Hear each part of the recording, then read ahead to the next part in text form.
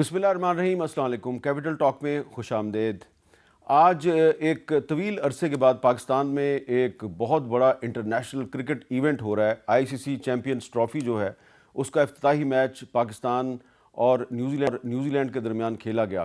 तो इस international event का पाकिस्तान में जो इनेकाद है, इसको पूरी दुनिया में बहुत तवज्जो हासिल है, क्योंकि 29 साल के बाद पाकिस्तान में एक इंटरनेशनल क्रिकेट इवेंट हो रहा है। आप जानते हैं कि 2009 में लाहौर में जो श्रीलंकन टीम थी उस पर हमला हुआ था और उसके बाद पाकिस्तान में जो इंटरनेशनल क्रिकेट है ये एक बहुत बड़े बहरान से दो चार हो गई थी। तो आज जो आईसीसी चैम्पियंस ट्रॉफ़ी का पाकिस्तान में इनेकाद है, इसके बाद पाकिस्तान में जो क्रिकेट का और ख़ास तौर पे इंटरनेशनल क्रिकेट का मुस्तकबिल है वो क्या है, इस पर हम बात करेंगे दो क्रिकेटर्स के साथ।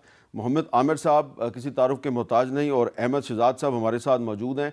कोशिश करेंगे कि हम राशिद लतीफ़ साहब से भी बात करें। सबसे पहले अहमद शहजाद साहब, आपसे मैं बात करूंगा।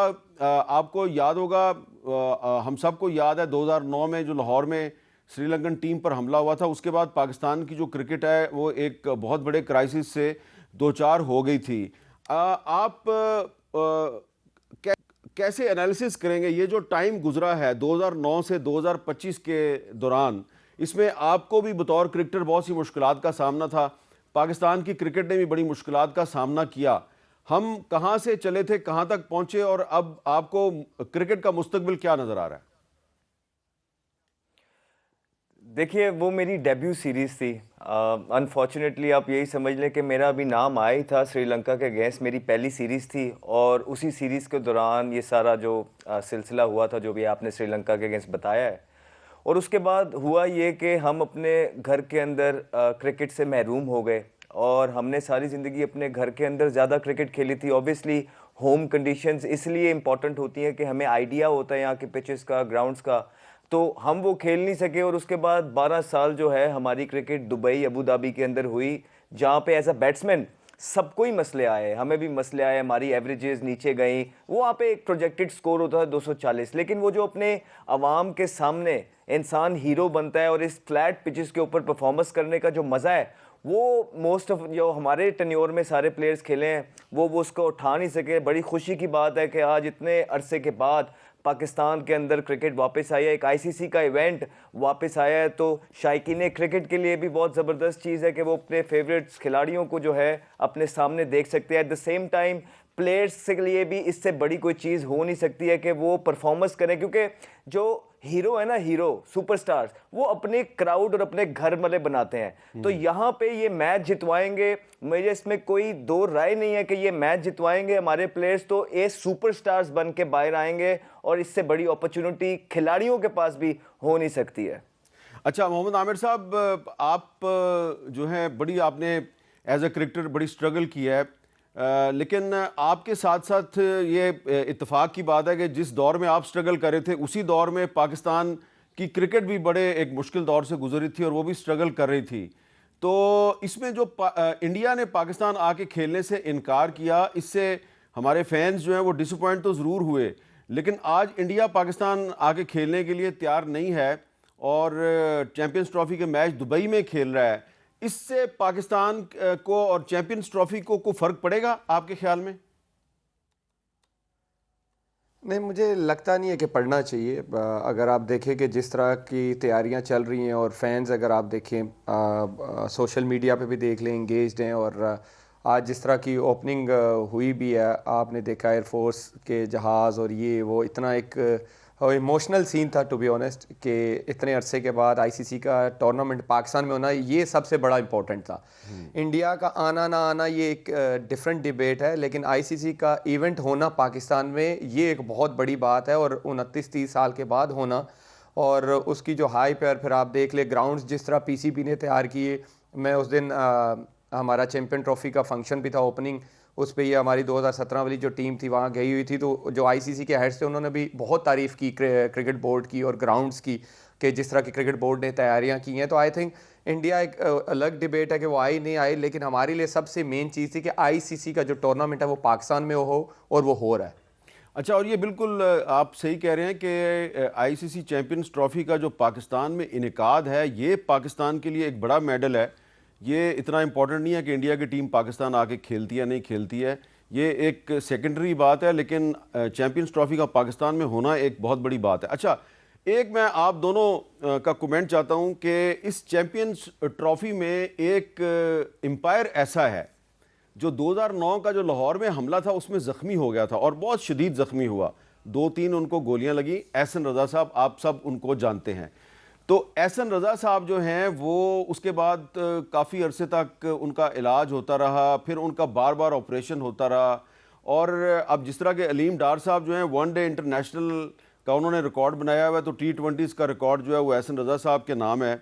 तो अहमद शहजाद साहब, ये जो एहसन रज़ा साहब जो हैं ज़ख्मी होने के बावजूद इन्होंने अपनी एम्पायरिंग जारी रखी और आज चैम्पियंस ट्रॉफी के मैचों की एम्पायरिंग भी कर रहे हैं, तो एहसन रज़ा साहब को आप समझते हैं कि ये भी हमारी इस चैम्पियंस ट्रॉफी के और पाकिस्तान के एक बहुत बड़े हीरो हैं? जी बिल्कुल, आई थिंक बड़ी बात होती है गोलियां खाना, ठीक है, ये तो जिन्होंने खाई हो उन्हीं को पता होती हैं। तो मेरा ख्याल है कि हमारे हीरो हैं और उसके बाद हम सब जब भी उनको मिलते हैं ग्राउंड्स के अंदर भी बड़ा रिस्पेक्टफुल मिलते हैं, और उससे अच्छी बात यह है कि उनकी जजमेंट में कोई फ़र्क नहीं पड़ा। वो जिस तरह के अंपायर पहले थे उससे बेहतर वो बाद में बन गए और एक्सपीरियंस के साथ वो पॉलिश होते ही चले गए। मुझे याद है कि हम उस टीम के अंदर थे जब ये सारा सिनेरियो हुआ था, बड़ा खौफ का समा था और बड़े डर गए थे सारे। श्रीलंकन प्लेयर्स भी अगर आप देखें बड़े डरे और सहमे बैठे थे, उनकी बीवियां वो जो है अपने प्लेयर्स का जो है ना पता कर रही थी। तो वो समा जो है वो बड़ा एक हॉरिबल सीन्स थे पाकिस्तान क्रिकेट के लिए, लेकिन आज अल्लाह ने ये दिन भी दिखाया है कि वो सारी चीज़ें पीछे रह गई हैं और आज पाकिस्तान के अंदर आईसीसी चैम्पियंस ट्रॉफी आया है। और आपने जिस तरह कहा है कि पाकिस्तान के अंदर आईसीसी चैम्पियंस ट्रॉफी आना काम है, मुझे लगता है कि पाकिस्तान चैम्पियंस ट्रॉफी को सक्सेसफुली करवाना काम है। तो तो एक चीज़ गई है, अब इसको अच्छे तरीके से बगैर किसी मिसहैप के फिनिश करना, चाहे वो लाइटिंग्स है, चाहे वो पिच की प्रेपरेशन है, चाहे वो होटल में लड़कों के स्टेज हैं, चाहे उनको फूड पॉइजनिंग से बचने वाले खाने देने हैं, तो ये सारी चीज़ें, सिक्योरिटी, तो ये सारी चीज़ें अभी ऑनगोइंग प्रोसेस में है। इंशाल्लाह ताला होपफुली कि ये चीज़ें भी स्मूथली जाएं और एक अच्छे तरीके से पाकिस्तान के अंदर जब आईसीसी का इवेंट वापस आया है तो वो ख़त्म हो, ताकि आगे भी पाकिस्तान की क्रिकेट खुलती ही रहे। अच्छा आमिर साहब, आप फास्ट बॉलर हैं, अहमद शहजाद साहब ने खाने की यानी कि फ़ूड की बात की है जिसकी बड़ी अहमियत होती है, तो ये थोड़ा सा आप हमारे व्यूअर्स को समझाएंगे कि जो क्रिकेटर्स हैं आम तौर पे इनका खाना जो है वो खाना नहीं होता जो हम अपने घरों में खाते हैं। फ़र्क क्या है क्रिकेटर्स के खाने में और आम लोग जो खाना खाते हैं उसमें फ़र्क क्या है और वो फ़र्क क्यों रखा जाता है? देखिए हामिद भाई, एक तो जो स्पोर्ट्समैन होता है specially on the match day, आपको पता है प्रोटीन्स और कार्ब्स हमारी बॉडी में होना बहुत ज़रूरी है। और आपको जो है मैच से पहले कार्ब्स पूरे चाहिए होते हैं, जैसे ही मैच ख़त्म होता है आपको प्रोटीन लेना होता है क्योंकि आपके मसल की रिकवरी उस तरह हो। और ये डाइट जो है क्रिकेटर के लिए बहुत ज़रूरी है, क्योंकि अगर आप डाइट प्लान अपना ट्रेनिंग के साथ सही नहीं रखते तो आप स्ट्रगल करते हैं। और यस, आपने सही कहा कि हमारा खाना जो है जो भी ग्राउंड में भी खाना होता है उसमें प्रोटीन भी साइड पे पड़े होते हैं, कार्ब्स भी होते हैं। और एज अ प्लेयर आपकी ये रिस्पॉन्सिबिलिटी होती है कि आपने अपनी बॉडी को क्या डाइट देनी है, क्योंकि कुछ लोग नहीं ख्याल करते, ना ट्रेनिंग का ख्याल करते हैं ना डाइट का ख्याल करते हैं, और उनको बाद में उस चीज़ का स्ट्रगल भी करना पड़ता है। तो मुझे एज अ स्पोर्ट्समैन मैं तो हमेशा इस चीज़ का स्ट्रॉन्ग बिलीवर हूँ कि यस, आपको ट्रेनिंग आपको फिट करती है, लेकिन उसके साथ आपकी जो डाइट होती है वो बहुत ज़रूरी होती है। अच्छा, अब अहमद शहजाद साहब, मैं आपसे ये बात करना चाहता हूँ कि ये एक तो डाइट है ना, पाकिस्तान में जो डोमेस्टिक क्रिकेट में जो लोग फर्स्ट क्लास खेलते हैं, patterns trophy, Quaid-e-Azam trophy, grade 2 की क्रिकेट खेलते हैं, मेरा ख्याल है बहुत कम लोग जो हैं वो इस चीज़ का ख्याल रखते हैं। बाद में जब वो इंटरनेशनल क्रिकेट में आते हैं तो फिर वो ख्याल रखना शुरू करते हैं।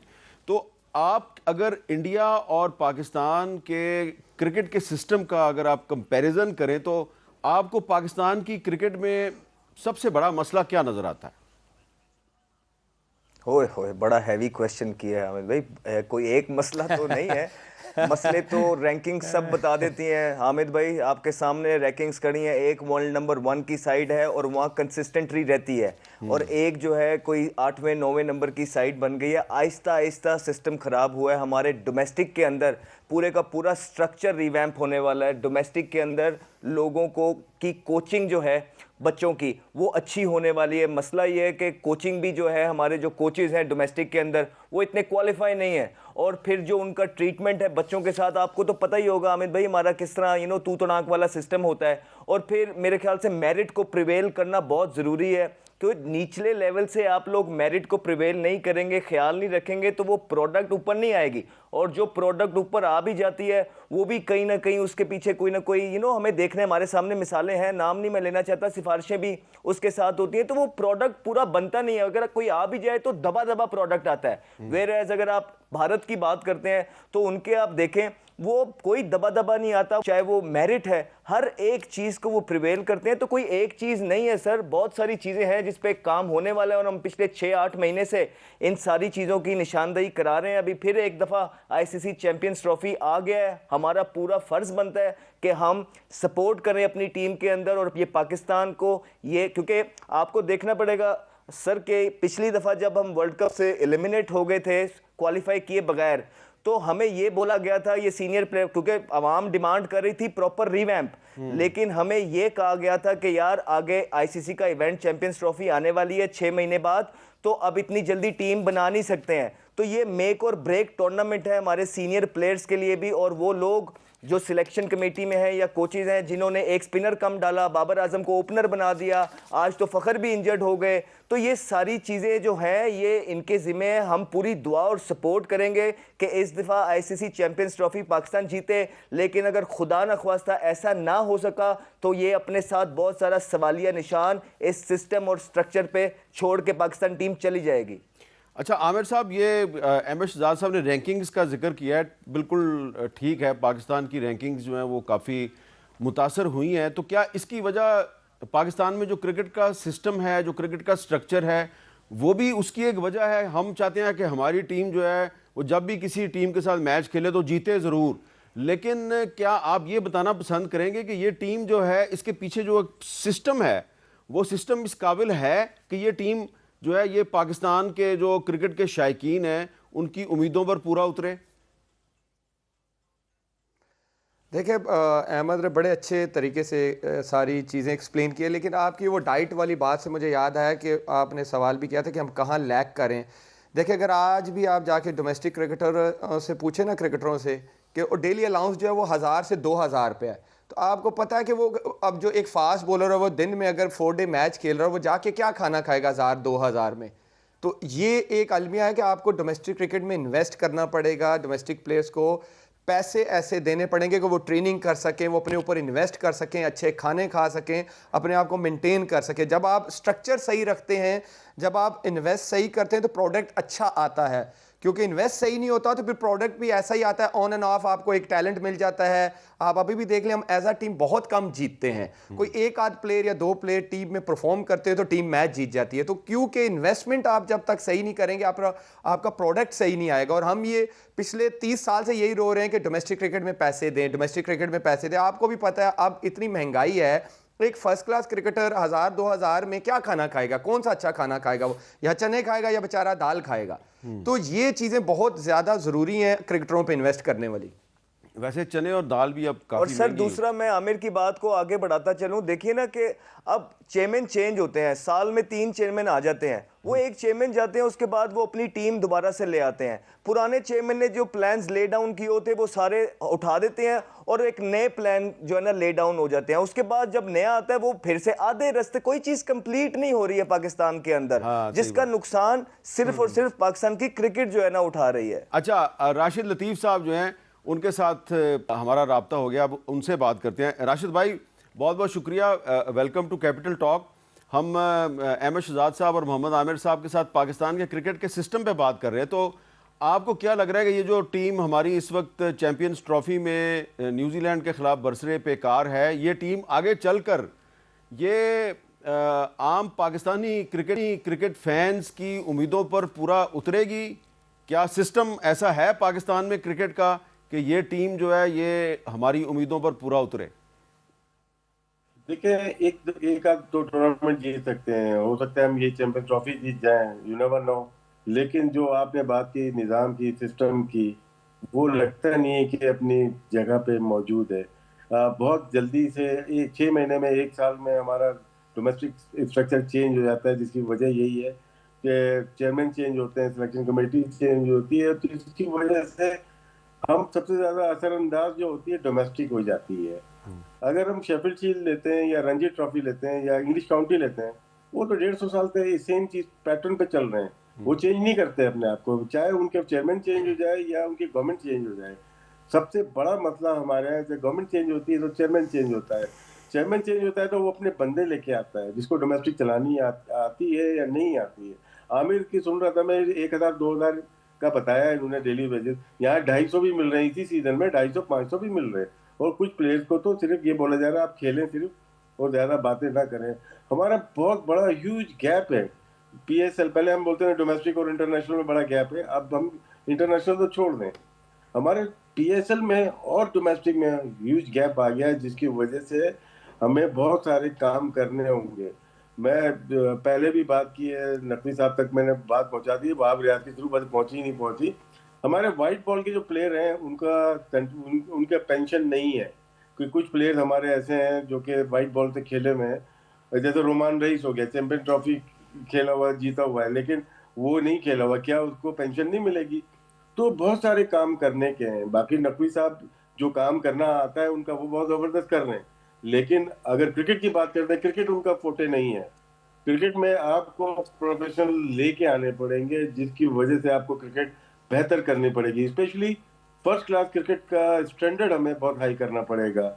मैच नहीं कर सकते तो लेकिन कुछ ऐसा कर दें कि हमारे प्लेयर के जो कॉन्ट्रैक्ट्स हैं वो अच्छे हो जाएं, चाहे वो डिपार्टमेंट की क्रिकेट हो या रीजनल क्रिकेट हो, उसका स्टैंडर्ड हाई करने की बहुत ज़रूरत है। अच्छा राशिद लतीफ़ साहब, मुझे कल ही एक प्लेयर बता रहा था, क्रिकेटर बता रहा था कि पिछले साल कायद-ए-आज़म ट्रॉफी में उसको मैच फीस ज़्यादा मिलती थी, इस साल वो मैच फीस कम हो गई है। हालांकि पाकिस्तान में महंगाई बढ़ती है तो उसकी मैच फीस जो है वो बढ़नी चाहिए, कायद-ए-आज़म ट्रॉफी की, वो कम हो गई है, तो ये क्या चक्कर है? मीर साहब, इसमें इंटर डिस्ट्रिक्ट का अगर आपको तो बहुत इल्म होगा, इस्लामाबाद में आपको सारा ही पता होता है क्रिकेट के बारे में, यहाँ पे डेली वेजेस भी नहीं दिए, आपने कैंप लगा दिया, 20-20 दिन के कैंप लगा दिए, और कोचेस को भी पैसे नहीं मिले।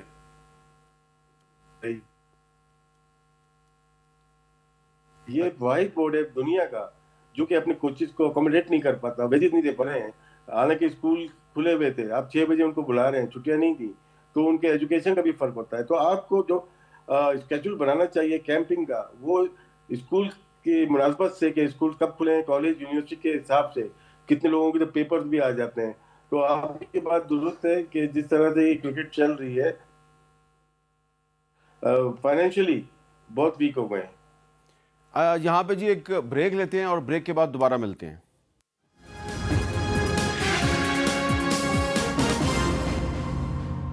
कैपिटल टॉक में दोबारा खुश आमदेद। हमारे साथ मौजूद हैं अहमद शहजाद साहब और मोहम्मद आमिर साहब।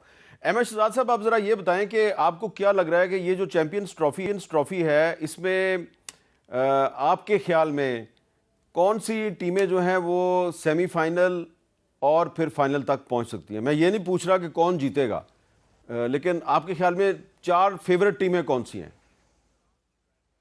देखें, पाकिस्तान टीम चाहे बॉटम भी हिट कर रही हो, लेकिन जैसे ही पाकिस्तान का नाम आता है मेरे ज़हन में तो पहले नाम पाकिस्तान आता है, दूसरा भारत, तीसरा आप देखेंगे तो साउथ अफ्रीका, चौथा आप देखेंगे तो अफगानिस्तान, और पाकिस्तान भारत का फाइनल। अच्छा, तो ये न्यूजीलैंड किधर जाएगी? वो आमिर की है। वो मेरी है। अच्छा, वो मेरी टीम है। अच्छा आमिर भाई, अब आप बताएं ना, आमिर भाई आपके ख्याल में 4 फेवरेट टीमें कौन सी हैं? देखिए हामिद भाई, मैं तो पहली तो न्यूजीलैंड, मैंने तो न्यूजीलैंड कल भी ताबिश भाई के भी शो में बोला है कि न्यूजीलैंड मेरी हॉट फेवरेट टीम है। इंग्लैंड, उसके बाद है पाकिस्तान, और अफगानिस्तान को भी राइट ऑफ नहीं कर सकते आप इन कंडीशंस में। अच्छा, आप दोनों जो हैं आपका पाकिस्तान और अफगानिस्तान पे इत्तेफाक है कि आपके ख्याल में ये टीमें जो हैं ये सेमीफाइनल्स तक पहुंचेंगी, लेकिन आमिर भाई आपके ख्याल में इंडिया जो है वो इस काबिल नहीं है कि वो सेमीफाइनल तक पहुंचे? इंडिया, हामिद भाई, अगर आप देखें ना, मुझे लगता है कि पाकिस्तान दुबई में इंडिया को हरा सकता है, न्यूजीलैंड भी मार देगा इंडिया को, जो मुझे मुझे लगता है दुबई के अंदर। और क्योंकि इंडिया की जो फास्ट बॉलिंग है ना, मुझे वो वीक लिंक लग रहा है इस टाइम। अच्छा, वो क्योंकि बुमराह की वजह से, बुमराह भी इंजर्ड हैं, शामी अभी इंजरी के बाद आए हैं, उनके दो मेजर ये जो फास्ट बॉलर थे आपको नए बॉल से और पुराने बॉल से आउट करके दे रहे थे। तो अगर इंडिया जहां भी अगर 300 भी करता है तो मुझे लगता है कि दूसरी टीमों के पास चांस होगा कि वो चेस कर सकते हैं और या इंडिया को पकड़ सकते हैं। अगर इंडिया, आप रोहित को ऊपर से पकड़ते हैं, क्योंकि विराट की भी उस तरह की फॉर्म नहीं लगी हुई, और अगर आप रोहित को ऊपर से जल्दी आउट कर सकते हो तो आपके पास चांसेस हैं इंडिया को हराने के। तो इसलिए मैं इंडिया, क्योंकि इस टाइम मुझे वो वेल बैलेंस साइड नहीं लग रही, जो मुझे लगता है कि न्यूजीलैंड है, अफगानिस्तान इन कंडीशंस में है, इंग्लैंड के पास सारे सोर्सेज हैं। अगर आप उनकी फास्ट बॉलिंग देखें, स्पिन देखें, उनकी बैटिंग बहुत लंबी है।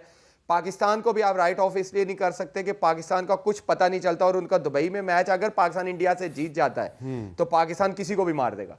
अच्छा, एक मैंने आपसे बात पूछनी है आमिर साहब कि अभी आपने बुमराह का जिक्र किया, ये आपने भी नोटिस किया होगा कि ये हम अंडर 17, अंडर 19 किसी भी कैंप पे चले जाएं, किसी भी क्रिकेट एकेडमी में चले जाएं ना, तो वहाँ पे एक दो छोटे जो बच्चे हैं, यंग फास्ट बॉलर 14 साल के, 15 साल के, वो बुमराह के स्टाइल में हमें बॉलिंग करते हुए ज़रूर नज़र आते हैं। ऐसा लगता है कि बुमराह साहब जो हैं वो पाकिस्तान के जो यंग एमर्जिंग फास्ट बॉलर्स हैं उनके बहुत आइडियल हैं। इसकी क्या वजह है? देखिए, इसकी हामिद भाई इसलिए कि आप उसके तीनों फॉर्मेट्स की परफॉर्मेंसेस देखें। आप वो टेस्ट में आते हैं तो वो लगता है कि वो इसी फॉर्मेट के बॉलर हैं, जब वो वनडे में आते हैं वो लगता है कि इसके भी वो इसी के ही बॉलर हैं, जब वो T20 में जाते हैं तो लगता है कि T20 के बेस्ट बॉलर है। वो he is a complete bowler. आप उनका कोई मुझे वीक लिंक दिखा दें, पुराना बॉल आप उनसे करवा लें, सेमी न्यू उनसे करवा लें, नया बॉल पावर प्ले में उनसे करवा लें, तो ऐसे बॉलर का कौन फैन नहीं होगा? हर बच्चा यही चाहेगा कि मैं इसी टाइप का बॉलर बनूं जो तीनों फॉर्मेट में परफॉर्म कर सके। अच्छा, अब अहमद शहजाद साहब आप बताएं, आपका ख्याल है कि इंडिया जो है वो न सिर्फ सेमीफाइनल बल्कि फाइनल तक भी पहुंच सकता है, लेकिन आमिर भाई का ख्याल है कि मुश्किल है क्योंकि इंडिया के पास बुमराह नहीं है और उसकी फास्ट बॉलिंग एक वीक लिंक है। क्या कहेंगे इस पर आप? आमिर का बड़ा तजर्बा है और आमिर ने बड़ी वैल्यूएबल बात की है कि भारत की जो है फास्ट बॉलिंग जो है वो इतनी तगड़ी नहीं है। लेकिन अगर आप दूसरी तरफ देखेंगे ना, तो एक तो अब आईसीसी के अंदर भी जय शाह जो है वो जो है ना उनके चेयरमैन है, और दुबई की पिचेस शायद अभी जो T20 लीग में आमिर खेल के आया जिसमें स्पिनर्स को इतनी हेल्प नहीं मिल रही थी, शायद उस तरह की अब ना हो। अब शायद इस तरह के पिच बने जहाँ पे, क्योंकि भारत के पास 4 स्पिनर हैं, 4, तो हमें एक तो टर्निंग पिचेस वहाँ पे देखने को मिलेंगी। दूसरा ये है कि देखें अभी इंग्लैंड के खिलाफ सीरीज हुई है, ये वही इंग्लैंड की टीम है जिसकी अभी आमिर तारीफ कर रहा था कि इंग्लैंड की बहुत वेल बैलेंस साइड है। उसको 8 मैचों में से 7 मैचेस हराए हैं भारत ने, तो इसका ये मतलब है कि इतनी बड़ी साइड को 8 में से 7 हराने की सलाहियत रखता है और बगैर बुमराह के ही रखता है। तो उनको अपना आइडिया है बुमराह के अलावा भी कि मैचेस किस तरह खेलने हैं। लेकिन हाँ, बुमराह की कमी कोई फिल नहीं कर सकता। वर्ल्ड नंबर 1 बॉलर है, कंप्लीट बॉलर है, जिसकी आमरी के अंदर जो है सारे वेपन्स मौजूद हैं, लेकिन उसके बगैर भी जो भारत है वो फाइनल खेलेगा। अच्छा आमिर भाई, क्या आप would you like to respond? जी नहीं, अहमद, देखिए अहमद का अपना ओपिनियन बिल्कुल वो सही कह रहा है। आप फैक्ट्स को भी डिनाई नहीं कर सकते कि इंडिया ने इंग्लैंड को हराया, लेकिन वो इंडियन कंडीशंस थी। ठीक है, यहाँ पे दुबई और पाकिस्तान की कंडीशंस हैं, और इंग्लैंड पाकिस्तान जब भी है, आपको पता है कि इंग्लैंड ने हमेशा अच्छा परफॉर्म किया पाकिस्तानी कंडीशंस में, और अगर उनको यहाँ पे अच्छा स्टार्ट मिल जाता है, मैं बात कर रहा हूँ क्योंकि टीम इतनी बैलेंस साइड है। आप पास, मैं कई दफ़ा पास को नहीं देखता, मैं हमेशा एज अ प्लेयर ये बिलीव करता हूँ कि किसी प्लेयर ने जब डिलीवर किया होता है ना तो उसकी एबिलिटी पे डाउट नहीं करते। इसी तरह इंग्लैंड की जो टीम है वो आईसीसी इवेंट्स में हमेशा वेल बैलेंस होके और अच्छी तरह तैयार होके आती है और वो परफॉर्म करते हैं, और उनके पास ऐसे प्लेयर्स हैं। आप नाम गिनवाएं, आप फिल सॉल्ट देख लें, डकेट देख लें, बटलर देख लें, हैरी ब्रूक्स देख लें, लिविंगस्टोन, ऑन द डे ये कोई भी ऐसा प्लेयर है इनमें से कि वो दूसरी टीम से मैच लेके जा सकता है। Archer, Mark Wood, Jordan craze, फिर आदिल रशीद, तो ये ऐसे प्लेयर्स हैं जिनके पास एक तो आईसीसी के इवेंट्स के एक्सपीरियंस हैं। आप इनकी पिछली परफॉर्मेंस ना देखें, आप यहाँ पे इनका स्टार्ट देखें, अगर इनको अच्छा स्टार्ट मिलता है यही टीम आपको फाइनल खेलते हुए नजर आएगी। अच्छा अहमद शहजाद साहब, कुछ इंडिया का जिक्र हो रहा है, तो जो इंडिया का मीडिया है वो अभी तक अनफॉर्चुनेटली बड़े अफसोस के साथ बताना पड़ता है कि मजाक उड़ा रहा है चैम्पियंस ट्रॉफ़ी का। और ये एस का एक आर्टिकल है मेरे सामने, कह रहे हैं Pakistan is a fake host, real host is Dubai. और इसके अलावा उनके सोशल मीडिया पे भी काफ़ी मजाक उड़ाया जा रहा है, अंडरमाइन करने की कोशिश कर रहे हैं। अगर फ़र्ज़ करें कि आप कह रहे हैं अहमद शहजाद साहब कि इंडिया फाइनल में पहुंच सकता है, तो जाहिर बात है फिर फाइनल तो दुबई में होगा। तो उससे आपको नहीं लगता कि जो चैम्पियंस ट्रॉफ़ी पाकिस्तान में हो रही है, सारी की सारी चैम्पियंस ट्रॉफ़ी अंडरमाइन हो सकती है? जी बिल्कुल, इसमें दो राय नहीं है। इसलिए देखें, हमारा स्टांस बड़ा क्लियर था। हमारा स्टांस ये था कि जो टीम पाकिस्तान आ रही है वो खेले, जो पाकिस्तान नहीं आ रही उनको वैसे ही फोरफीट दे देना चाहिए, वो वैसे ही नहीं आनी चाहिए। तो इसमें तो कोई दो राय नहीं है कि ये भारत की तरफ से एक कोई इतना अच्छा इकदाम नहीं है। जहाँ पूरी दुनिया की टीमें पाकिस्तान आ रही हैं, भारत को भी पाकिस्तान आना चाहिए था। इसका तो ये मतलब है कि मतलब ऑस्ट्रेलिया के लोग हल्के हैं या इंग्लैंड के प्लेयर्स की वो वैल्यू नहीं है जो इंडियन प्लेयर्स की है। नहीं, सारे प्लेयर्स की वैल्यू होती है। लेकिन हम सबको पता है कि ये उनकी गवर्नमेंट के माइलेज लेने के थोड़े बहुत तरीके हैं। और कुछ भी हो जाता, उन्होंने पाकिस्तान में भेजनी नहीं थी टीम, जिसकी वजह से मज़ा तो डेफिनेटली किरकिरा हुआ है। और उनके प्लेयर से जब भी बात हुई है, वो लोग बहुत चाहते हैं पाकिस्तान आके खेलना, क्योंकि उनको पता है कि उनकी एक बहुत बड़ी फ़ैन फॉलोइंग पाकिस्तान के अंदर पजेस करती है। और एक एज अ प्लेयर जब ने आपने इतना पैसा, इतनी शोहरत, इज्जत कमा ली होती है, उसके बाद आप यही मेमोरीज जो है अपनी आर्मरी में डालना चाहते हैं, बकेट में डालना चाहते हैं। शर्मा, बुमराह। जी, यहाँ पे एक ब्रेक लेते हैं और ब्रेक के बाद दोबारा मिलते हैं।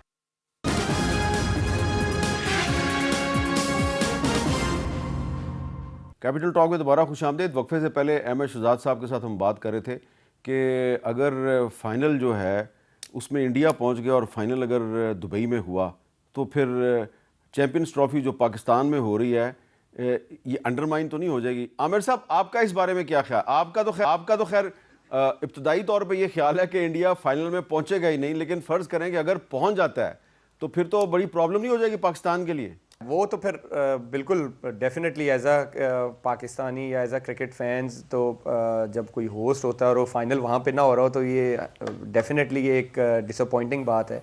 और लेकिन अब ये डिसाइड हो चुका है कि पाकिस्तान ने इंडिया नहीं जाना, इंडिया ने पाकिस्तान ही आना। तो अब तो फिर यही है कि दुबई दूसरा होम है सबका। ये चीज़ें डिसाइड हो गई। अगर डिसाइड ना हुई होती तो फिर एक और चीज़ होती, क्योंकि आपको भी पता है आगे इंडिया में भी T20 वर्ल्ड कप आ रहा है। तब देखते हैं कि अब पाकिस्तान वहाँ पे नहीं जाता, और अगर पाकिस्तान फाइनल में पहुँच जाता है तो फिर भी फाइनल जो है वो दुबई में होगा। तो ये चीज़ें अब ऐसे ही चलनी है।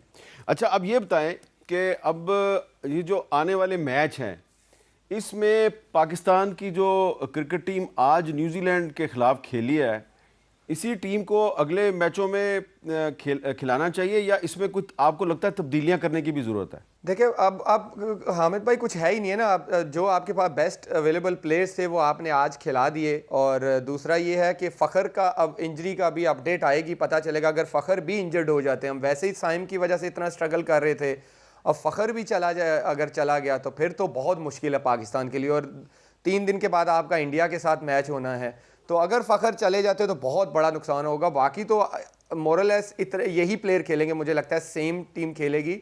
अब फ़खर की फिटनेस पे डिपेंड करता है। अभी तक सामने नहीं आया कि उनको बैक स्पैज़म है या नी इंजरी, अभी तक ये क्लियर नहीं हुआ। अगर तो नी इंजरी हुई तो फिर तो फ़खर मुझे लगता है कि पूरे चैम्पियन ट्रॉफी से बाहर हो जाएंगे। अच्छा, अहमद शहजाद साहब, सऊद शकील साहब से स्कोर नहीं हुआ, तो आपके ख्याल में उनकी कोई रिप्लेसमेंट है हमारे पास, या उनको अभी मज़ीद ट्राई करने की ज़रूरत है? नहीं, देखे ना आमिर भाई, हम यही तो बातें कर रहे थे कि इन्होंने ये कोई ओपनर लेके ही नहीं गए हैं। ये एक ओपनर लेके गए हैं और इन्होंने ज़बरदस्ती बाबर आजम से उसको ओपनर बना दिया है। और उस टाइम पे बनाया है जिस टाइम पे बाबर आजम की अपनी परफॉर्मेंस कुछ नहीं है। या तो वो परफॉर्मेंसेस कर रहे होते ना, वो कॉन्फिडेंट होते, उसके पीछे रन्स लगे होते, तो फिर आप उस बच्चे को कहते कि हाँ यार आके ओपन कर ले, एक एक्स्ट्रा चैलेंज ले ले, तो समझ आती है। इस टाइम के ऊपर आप एक ओपनर के साथ जा रहे हैं और दूसरा बाबर आजम को आपने नंबर 3 से ये कर दिया। दूसरा, आप स्पिनर ही कोई नहीं लेके गए हैं। आप देख लिए दुनिया के पास 5-5 स्पिनर है, भारत 4 स्पिनर लेके आया है, तो कोई वजह ही होएगी ना। आप आज के मैच में भी स्ट्रगल कर रहे हैं, पिच में आपको जहां विकेटें लेनी थी वहां आप जो है ना पार्ट टाइम अपने बॉलर लगा देते हैं। तो ये चीज़ें बिल्कुल पाकिस्तान के साथ साथ चल रही हैं। अगर आप मुझसे पूछते हैं तो मैं तो 5 से 6 प्लेयर पूरे 15 में डिफरेंट होते, लेकिन ये जो 15 लेके गए हुए हैं उसमें मोरलेस सर यही ऑप्शन है और इनके पास कोई ऑप्शन ही नहीं है।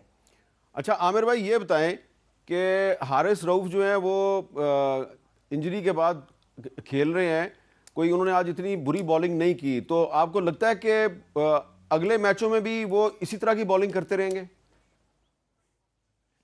हामिद भाई, क्या आपने 100 उसने खाना था उसका इंतजार कर रहे थे? 10 में 80 हुआ उसने। मैंने इसीलिए कहा है कि इंजरी के बाद आया बेचारा, इंजरी के बाद आया है। इंजरी, देखिए इंजरी के बाद आसान नहीं होता, इसमें तो कोई शक नहीं है। पहली गेंद पे छिक्का पड़ा उसको आज, जब उसको पहली गेंद पे छिक्का पड़ा तो उसका आधा कॉन्फिडेंस तो वहीं पे शटर हो गया होगा।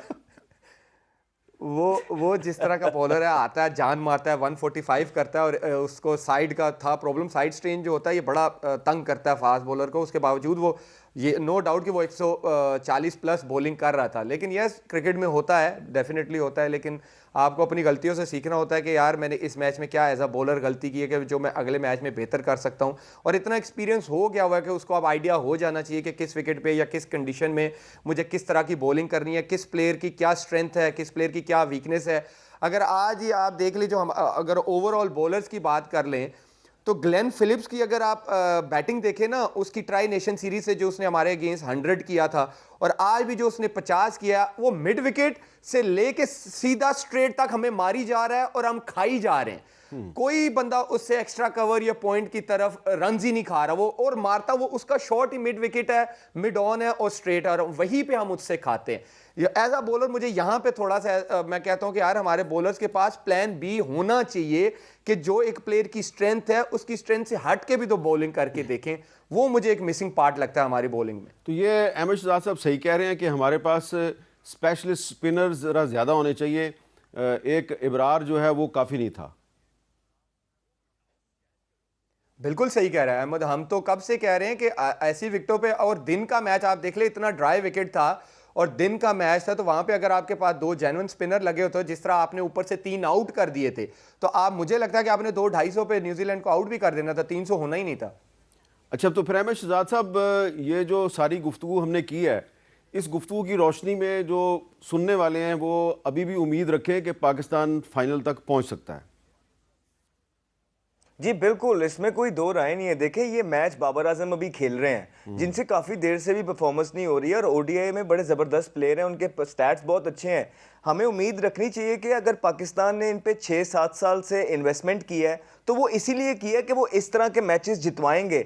बिल्कुल, फ़खर जमान भी खेल रहे हैं, बाबर आजम भी खेल रहे हैं, इनको जितवाना चाहिए। नीचे सलमान अली आ गए, जितवाएं यार, ये मैच जितवाएं, और उसके बाद भारत के मैच के अंदर अच्छे कॉन्फिडेंस से जाएं और हीरो बने। यही टाइम है हीरो बनने का, क्योंकि जितनी खुली क्रिकेट इन प्लेयर्स को मिली है, बगैर किसी प्रेशर के, बगैर किसी सीनियर के, यही सीनियर थे, यही जूनियर थे, जो इन लोगों ने कहा पिछले 4 से 5 सालों से वो होता रहा। 7 से 8 इवेंट ये सेम बंच ऑफ ग्रुप को, जो 6-8 प्लेयर हैं, इनको मिले हैं। Now it's high time for everybody.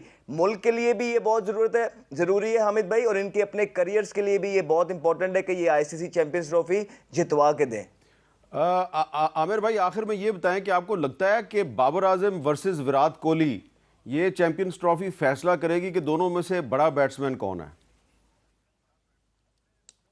Aamir भाई, फिर लोग नाराज हो जाते हैं, ये कंपैरिजन बनता ही नहीं है। वो उसको, विराट कोहली को बड़ा प्लेयर साबित करने के लिए अब उसका टाइम चला गया। वो तो क्रिकेट छोड़ने वाला है, 1-2 साल बाद क्रिकेट छोड़ देगा, उसका 25,000 रन हो गया। तो आपके ख्याल में बाबर आजम का किस इंडियन प्लेयर के साथ कंपैरिजन बनता है? किस इंडियन प्लेयर के साथ? यानी कि हम अगर एज अ क्रिकेटर जो है ना, कंपैरिजन जी आप नहीं करना चाहते? बनता नहीं है। मैं उस एज अ प्लेयर मुझे नहीं लगता कि अच्छी चीज़ें होती कि कंपेयर करें, क्योंकि जब प्लेयर क्रिकेट छोड़ता है ना, जैसे वसीम भाई का हम आज भी जिक्र करते हैं, क्योंकि उन्होंने एक क्रिकेट में लेगेसी छोड़ी है, 500 विकेटें ली है इंटरनेशनल क्रिकेट में, और ड्यूरिंग प्ले जो खेल रहा होता है उनका कंपैरिजन करना मुझे एज अ प्लेयर लगता है कि वो सही चीज़ नहीं होती। अहमद शहजाद भाई, आप अपनी मुस्कुराहट पे काबू पा के कुछ कहना चाहेंगे? हाँ जी, बस सर यही है कि देखिए, वो तो हम तो जो बातें 3 साल से कर रहे हैं, बाबर आजम की जब आपने बात की है ना, देखिए हमने फैक्चुअली बातें की हैं और सारा बता दिया अब दुनिया के सामने सारी चीज़ें, कि वो T20 क्रिकेट में जहाँ इवॉल्व हो गई है, बाबर आजम पीछे रह गए, उनके पास वो स्ट्रेंथ नहीं है। टेस्ट में 22 इनिंगों में उनका 1 50 नहीं था, उन्हें एक्सटेंडेड रन दिया जा रहा है। ठीक है, हमने बड़ी तनकीद की, लेकिन वनडे इनका फॉर्मेट है, तो वनडे के अंदर अब इनको चाहिए कि इस फॉर्मेट के अंदर ये मैचेस जितवाएं पाकिस्तान को, और अपनी भी जो एक बका है उसको कायमो दायम रखें सर। बाकी कंपैरिजन की जो आप बात कर रहे हैं वो तो बेचारा आप खुद कहने लग गया है कि मुझे किंग शिंग ना कहें। तो जब पीछे 3-4 साल से स्कोरें हो रही थी तब मज़े लेते रहे, अब वो कह रहे हैं कि मुझे किंग ना कहें, तो बस। और फिर ट्विटर पे आप देखें ना, इनके ही लोग एक कैंपेन चलाते थे, बकरी ग्रेटेस्ट ऑफ ऑल टाइम, तब इनको मज़े आ रहे थे, और आज जब बल्ला रूठ गया पिछले 2.5 सालों से 2 सालों से, तो ये क्रिकेट है, प्रोसेस जब आपका छूट बिल्कुल जाता है तो ठीक ये है। आपको दिखाती है।